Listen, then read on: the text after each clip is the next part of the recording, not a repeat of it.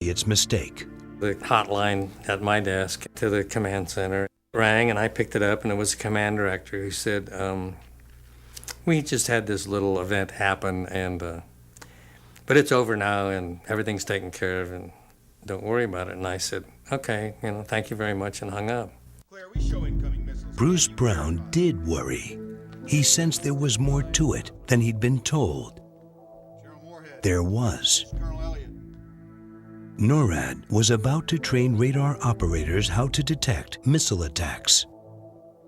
But no one could get the training tape to work.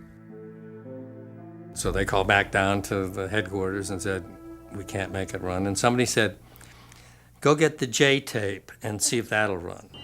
Quick alert! The J tape simulated an all-out nuclear attack on the United States.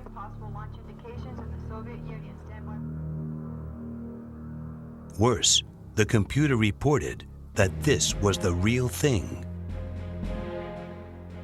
When the Pentagon learned that Armageddon was almost started by a training tape, it tried to suppress the snafu.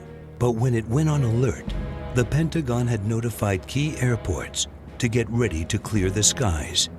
At Dulles Airport, a reporter just happened to be in the control tower and overheard everything. Next, the Pentagon blamed the guy who inserted the training tape, but he was just a scapegoat. That crew should have detected that it was not real. Any attack of that magnitude surely would have been detected by the ground site controlling the satellite that was sending you the warning messages. Like it or not, there are some of us who, no matter how much we train, when faced with the real event, will just freeze. Imagine if you were in the hot seat at NORAD, and really this was your only job for the rest of your life, and it could only happen one time, and that's that if the enemy launched a sudden attack, you have 3 or 4 minutes to find out what's going on and to notify the president and brief the president when he comes on the line of what you know about that attack.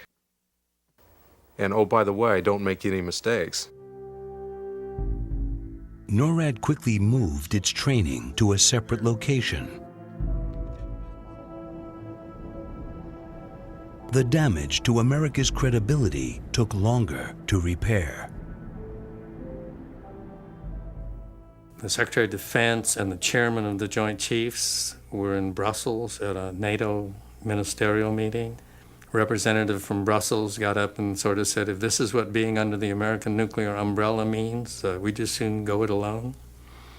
Because we think the chances of the Soviets attacking from the blue are apparently somewhat less than you cowboys getting it started by accident. 4 years later, it looked like the Cowboys were getting it started right out of the clear blue.